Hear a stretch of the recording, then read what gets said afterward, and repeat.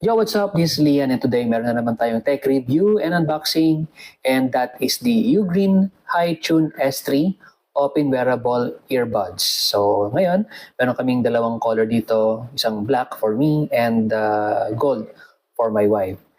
So I'll be sharing to you the unboxing and kung ano yung kanyang features and review for these devices. So yeah, let's go with the unboxing of this device.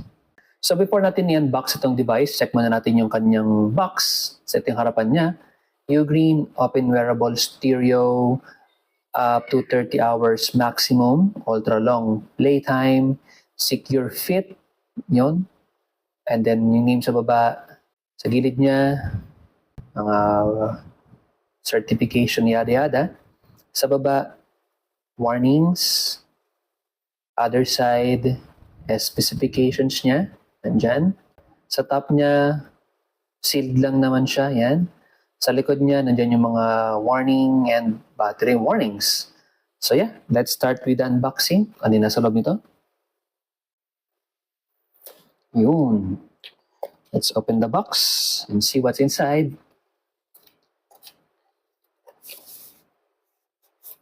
Okay, so ito yung ating main wearable na earbuds. Later na natin yan. Ano ba nasa loob nitong box na ito muna? Okay, so inside niya is yung ating documents. Ang dami. Yun, meron siya nung, ano ba to?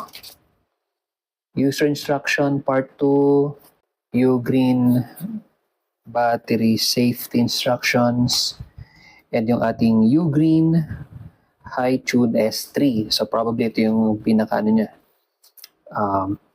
Like instructions, features and so on, how to connect.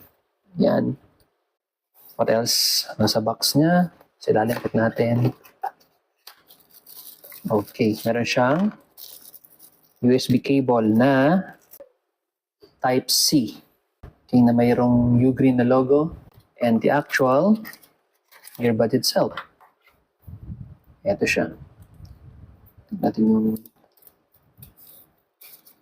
yun. Ito yung color black. At ito naman yung color gold. For me, yung color gold, para siyang rose gold na nga. Then yung black, straightforward naman, matte black siya. Check natin yung itsura ng lalagyan ng charger.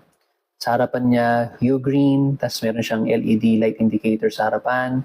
Sa bottom, plain. Sa top, plain. Side to side, plain. Sa likod niya, ayan yung kanyang USB port for charging. Then, dito yung cover niya. Open natin. Yun.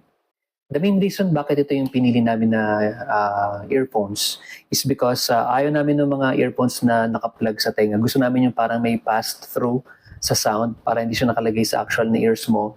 Maririnig mo pa rin surroundings mo dahil ano siya open wearable nga siya. So, hindi pa rin nakabara or hindi nakaharang yung actual na earbuds sa yung tenga. Okay, check naman natin yung actual na earbuds and let's see kung ano yung itsura niya pagka close up. Yun. Put this on the side. And ito yung itsura niya. Again, color black siya. Ito yung kanyang, probably yung kanyang pin para mag-charge. Then ito yung speakers niya. Yan. Then ito yung kanyang, I believe, battery siguro. And then yung kanyang Bluetooth circuits. Yan. And then ito yung actual speakers niya. Andyan. So, tanggalin natin to. Yung itsura ng kanyang ilalim. Pasok natin. Sa kanyang side. Then ito yung sa ears natin. Yan. So, the way it works is naka-clip siya sa tenga ninyo. So, lalagay ko na ng picture somewhere dito kung ano yung itsura niya pag sinuot. Then later, ipapakita ko rin yung itsura niya na akto na nakalagay sa tenga ko or sa tenga namin. And let's see kung ano yung quality ng kanyang sound. Pag naman nilalagay siya sa kanyang charging pod or sa kanyang station, meron siyang magnet na pag nilagay mo, yun, mag-snap back lang siya doon sa kanyang position and meron siyang ilaw indicating na naka-on or charging yung ating actual na earbuds. Yung itsura ng loob niya, ayun, meron left and right indicator. mga warnings and certification sa taas. Then to the cover, yon. Meron din siyang magnetic din na lock. Kaya kusa siyang mag-snap back sa kanyang closed position. Napakagaan lang niya eh. Hindi naman siya napakabigat. For me, premium yung quality niya. Solid yung pagkakagawa. Ang sarap ng feel sa touch niya. Kahit yung actual niyang earbuds, ito, yung mga device na to, ang gaan niya. Tapos, alam mong quality talaga yung kanyang pagkakagawa. Sa itsura pa lang naman, ayan, talagang meron ng thought behind the design. So yeah, yan yung actual na itsura niya kapag bumili kayo ng Ugreen na open wearable earphones.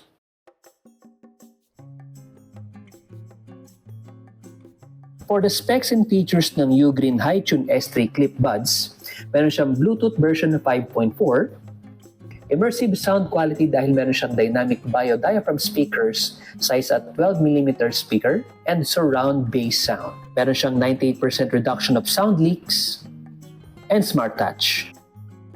IPX5 water rating resistance. For the battery department naman, meron siyang long-lasting battery. For 15 minutes charge, it is equivalent of 2 hours of use or playback. Each earbuds, meron siyang 7.5 hours and total of 30 hours battery life with the charging case.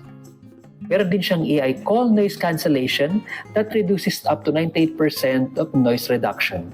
And this device is also very light dahil meron lang naman siyang 5.3 grams weight, ka-ensure na hindi siya mabigat sa ating mga tenga.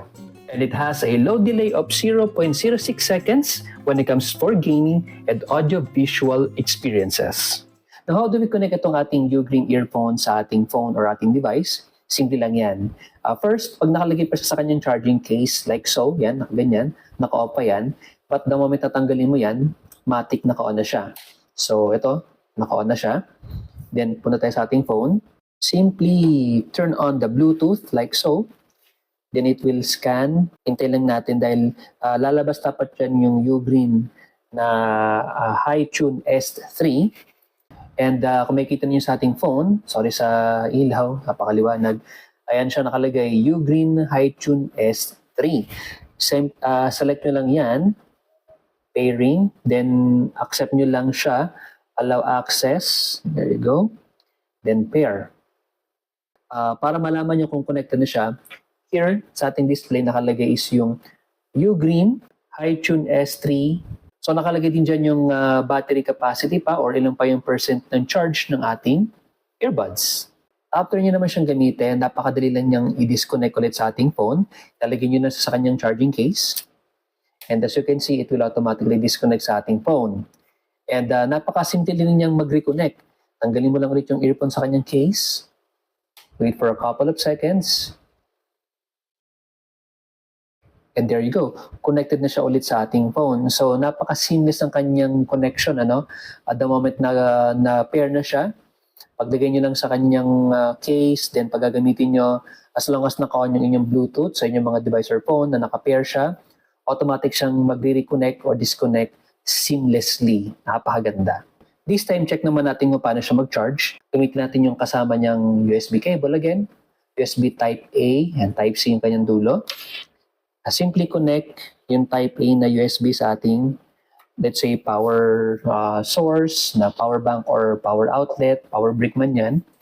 Then, simply plug in yung Type C sa likod ng ating earbuds case, like so. And there you go. And yeah, charging na siya ngayon gamit yung ating power bank. Same din naman to pagdating sa, let's say, power outlet. As long as nakakonekta na to, kusa na siya mag-recharge. And yeah, ito yung kanyang LED light again for us to see kung ano na yung status ng kanyang charging. Isa pa sa mga best feature talaga nitong earbuds na to is yung kanyang pass-through features and wearable lang siya. Paano ganon? Kasi kung titignan ninyo itong actual earphones or earbuds natin, dito yung speaker niya. And ang kagandahan niya is pag nilagay mo sa inyong tenga, hindi siya babara dun sa ating ear canal or hindi niya tatakpan yan. So, ganito ang paglalagay niya. Ito, yung may bilog na part na yan is para lang siyang hikaw na nakapatong or nakaipit na ganyan sa ating mga tenga. Yan o, ito yung sa likod niya yung kanyang controls. And nasa harapan yung speaker. So kung mapapansin niyo, hindi siya naka-block dun sa ating ear canal. Yung speaker na nakita niyo kanina is nagbabato lang ng sound papunta sa ating ears without blocking the actual ear canal. Ang kagandahan nun is aware ka pa rin sa surroundings mo. So narinig mo yung music, at the same time, narinig mo pa rin yung surroundings mo. So hindi ka parang walang marinig na ibang bagay kundi music lang. Aware ka pa rin sa surroundings mo, and yet hindi nasa-sacrifice yung quality ng music dahil sa ganda ng speakers ng Ugreen. So yan ang kagandahan yan. Yan yung main reason bakit namin siya binili. Again, para hindi natatakpan yung tenga, marinig mo pa rin yung surroundings mo. At the same time, yung music mo. So, ang ganda! Isa pang napansin ng asawa ko or namin sa kanyang case is, ang kagandahan niya is, pag titignan mo yung case, meron siyang left and right na indicator. Hindi ka magkakamali kung sa malalagay yung kanyang mga earbuds. Kasi for example, ito tanggalin ko itong nasa left. Yan. Itong right. Yan. And nagmamadali ka, ilalagay mo yung left na to sa kanyang place. For example, nilagay mo siyang aksidente sa right, hindi siya papasok. Oh. Ayan, no? Hindi siya, parang nire-reject nga niya yun. And umikot pa nga siya. Talagang mapupunta ka sa tamang lalagyan niya. So, hindi ka pwedeng magkabaliktad dyan dahil pag nagkabaliktad sila, hindi talaga siya papasok completely. Not unless tama yung kanyang mga position.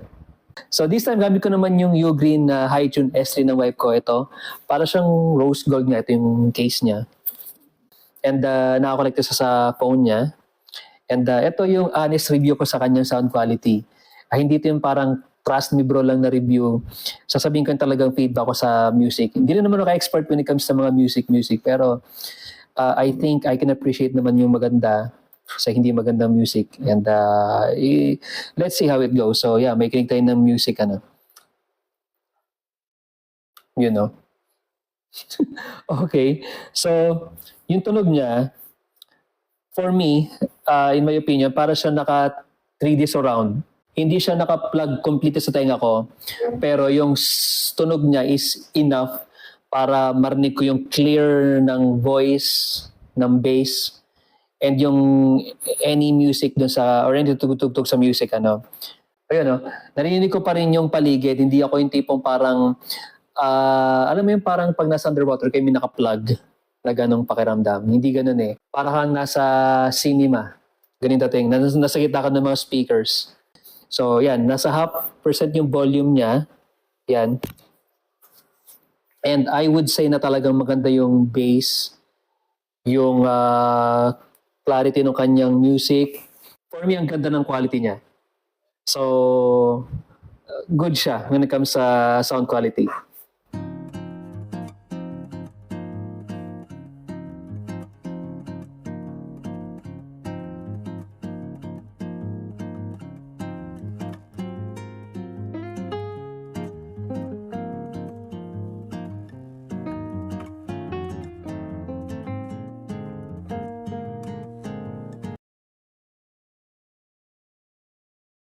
And that's our quick unboxing, quick review ng Ugreen Hi-Tune S3 wearable or yung tinatawag na clip buds.